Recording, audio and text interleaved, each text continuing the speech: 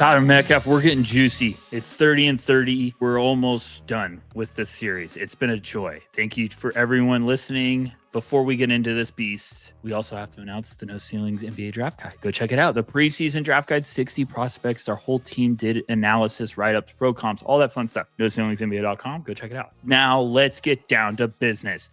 We're going to Louisville. Cardinals fans, Mikel Brown Jr., who is a potential top 5 pick. Little bit of a late bloomer. Metcalf, rumored height growth throughout the offseason. He's listed at 6'5", 190 by Louisville. We saw him in person. He was impressive. We thought, how quickly? Then he has the potential height growth. And then all of a sudden he just says, hey, in FIBA, I'm going to be unstoppable and fantastic. So he's trending in the right direction right away. Yes, as we recorded this, they just had an exhibition game against Kansas. Couldn't get a shot to fall. I'm sure everyone's going to respond and react to that accordingly. But I still like what I saw. There's some good flashes on the off night.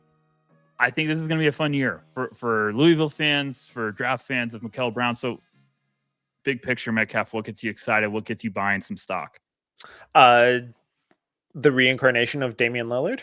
No, sorry to come out with a hot take. Guns blazing. No, I'm not putting those expectations on the young man yet. Sort of see it though. But if we're talking 99th percentile outcomes, and he's just so much fun and really dynamic shot maker, playmaker, slasher. The offensive stuff is awesome, and it was a lot of fun in high school when he was the shifty guard, but then you factor in the strength gain and the height gain and the weight gain. And it's like, oh, now we're talking about a legit potential NBA starting point guard instead of just a fun novelty, maybe he sneaks into the first round type of guy.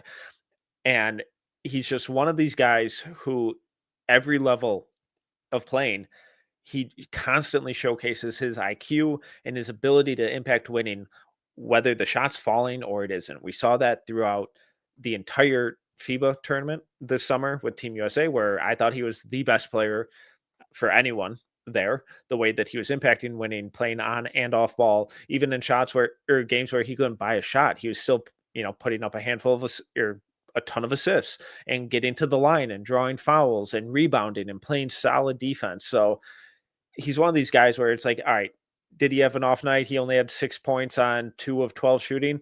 That sucks. But I bet the tape tells a different story. And I bet the impact in the other areas of the game tells a totally different story. So he's definitely one of these guys where there are going to be some really fun scoring games, but he's so much more than just that. It's going to be challenging for evaluators this year because you have to take into consideration the situation. And Louisville has a fantastic backcourt. They got Ryan Conwell, they got Adrian Woolley. They got to learn how to play together, the three of them, because they all can score. They all can be, distributors. So they're going to have to figure that out. So going to take a little bit of time, but you're spot on. It's with Mikel this year. I think you're going to see that there's still going to be games where the film is going to say, hey, he looked even better than the numbers might have shown. There's also going to be games where you're like, did you see what Mikel Brown did in that game? Just reading quick stats, I think in high school, there's, Synergy's only got about 6 or 7 games. So I'm not going to bank on that. But, in those games, it was around 26 points, 5 rebounds, 4.7 assists. Not bad. But let's go with FIBA because that's what's, people are going to be seeing on the screen. That's what everyone's probably familiar with if you've been watching that in the offseason getting ready, because he was unbelievable. 14.9 points per game, 2.1 rebounds, 5.3 assists, and splits of 47.3, 48.8, 82.4. We saw him in person, Metcalf, and I was like, this kid really looks like a smart player. He was thin then. He was a little small, and I was like, this is probably going to take a couple years just because of his frame. But then you watched him in scrimmages, and you're like, man, he's lightning in a bottle when he wants to get somewhere, and he's really smart, good vision, like good player that you'd want to play alongside. He'd get you a lot of easy buckets. Then FIBA, I was like, who the heck is this kid that replaced the guy because he just looked like, he's pulling from 8 feet beyond the arc. He's trying to throw tomahawks or just vicious slams on people getting downhill. I was like, what did you eat this summer? So I'm really excited to see what he can do this year. I feel like this is one that's scary getting like he's trending quickly up. But it's one thing to do it at FIBA. It's one thing to do it now at college basketball. So I think, yes, he's trending that way. We're starting to say, hey, there might be even more upside and potential than we were dreaming of this time last year. But now I got to see, like, was that fool's gold, that FIBA? Or is that something that's the sign of the future? What do you think about that? And kind of hit me with some big picture areas of, you want to see improve this year. I think it was a sign of things to come. I think I don't think that was an outlier tournament for him, because it's not like he was exclusively shooting the crap out of it. Like he had multiple games where he couldn't buy a shot, but did everything else. With that said, we got to. There's still a lot of room to grow.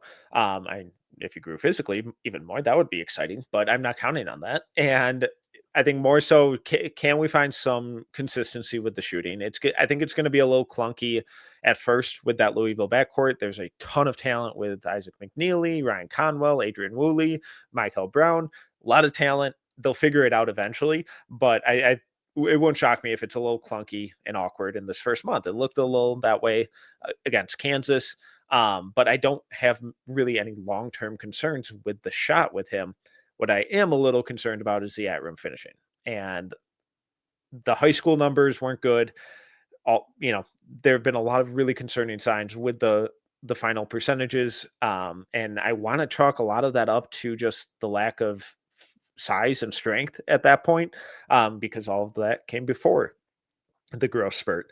So I'm fascinated to see what it looks like in college. What's a little more encouraging, aside from the physical growth spurt, is that he never seemed to shy away from contact, and he would still get to the line a lot. So it's not a mentality of, oh crap, I'm going to get hit, I can't handle this. It wasn't like he was scared. It was just he couldn't finish consistently over height, through contact, that kind of stuff. I'm hoping with more physical development that we see those numbers start trending back in the right direction. But the fact that I don't think he has to really change or shift or alter his mentality at all is more encouraging for me long term.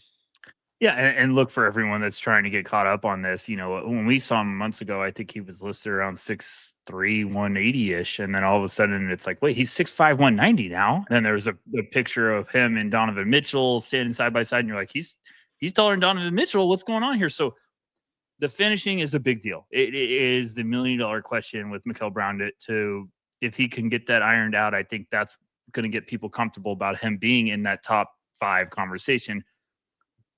But you bring up a great point. It's like, well, before he was wanting to get downhill, he was wanting to go at people. It was just the frame. He was too, too light, too skinny.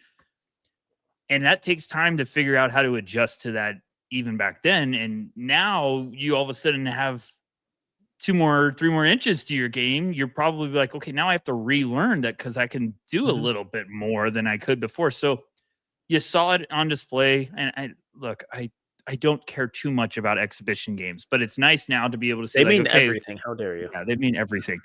But you saw it, right? You saw it in that Kansas game. Like, he couldn't get a shot to fall from the outside, so he tried to get downhill. Missed a couple tough looks. He had one where it was like an impressive up and under, ended up getting called fouled, and then he had one where it was like, where are you going? And just kind of clanked it off the glass. But we just got to see that, because that's the part of his game for me I want to see the most this year. He's going to be able to shoot it. He's going to pull it from another zip code. And I think there's some good defense stuff, but I need to see, can you get inside the 3-point line and really make some damage, around the basket? I think that's the biggest thing for me. Would you agree? Yeah, 100%. Like, and you mentioned the defense. He's not like an awesome defender, but I think he's good enough. I thought he was good in that Kansas game, and I think he'll get to a point of being good enough, which is, given the offensive stuff, all you need from him. And I think the physical development will also help in that realm as well. But the big question and the number one improvement area with the Bullet is, can you be a good at-rim finisher? Currently, he's not. He's got to be, though. And it'll be really exciting to see how that develops. Completely agree. All right. Another one. Thank you, Louisville fans. Thank you, draft fans, for checking this one out. This has been 30 and 30, presented by No Ceilings. Me and Metcalf have been breaking down one prospect every single day, with a 30-day countdown until college basketball season, aka draft season's back. As we said before, No Ceilings preseason NBA draft guide now up on our website, noceilingsnba.com. 60 prospects, in-depth analysis, pros, cons, pro comps, whatever you want. We've got it. So go check that out.